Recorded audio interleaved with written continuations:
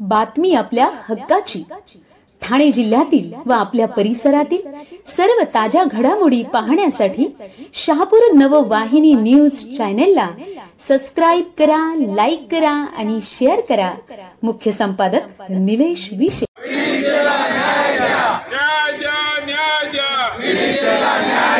या सरकारचं करायचं काय? खाली डोकं वर पाय। या सरकारचं करायचं काय? खाली डोकं वर पाय।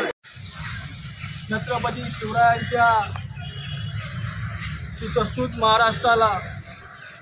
महाराष्ट्राच्या अस्मितेला कायमी पाचणारी घटना ही बदलापूरला त्या ठिकाणी घडली आणि संपूर्ण जिल्ह्यात नाही, महाराष्ट्रात नाही तर संपूर्ण देशात या घटनेचा पडसाद उमटला। त्याचा तीव्र निषेध जिकडे तिकडे आंदोलन सुरू झाले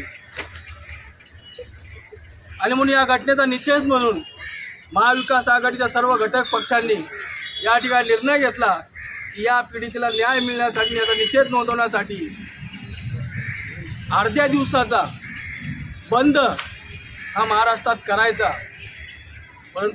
परंतु या सरकारला हा बंद हा निषेध त्यांना परवडत नाही, त्यांना सहन होत नाही आणि म्हणून या सरकारने एक याचिका दाखल करण्यासाठी एक कुत्रा पाळलेला आहे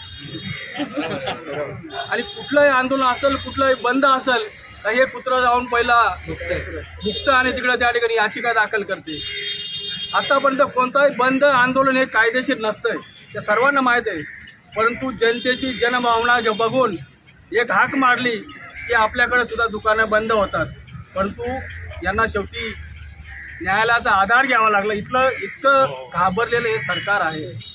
आज लहान 3 वर्षाची चिमुरडी सुरक्षित नाही, माझी तरुण कॉलेजला जाणारी भगिनी त्या ठिकाणी सुरक्षित नाही, की माझी 60-65 वर्षाची आजी माता भगिनी सुरक्षित नाही। आणि म्हणून हे छत्रपती शिवरायांचं सरकार आमचं आलं हे सांगतायत, पण छत्रपती शिवरायांचं मग तीव्र साहेबांनी सांगितलंय की अशी घटना घडली तर छत्रपती शिवराय त्याला तात्काळ त्या ठिकाणी शासन करत होते, गडेलोट करत होते।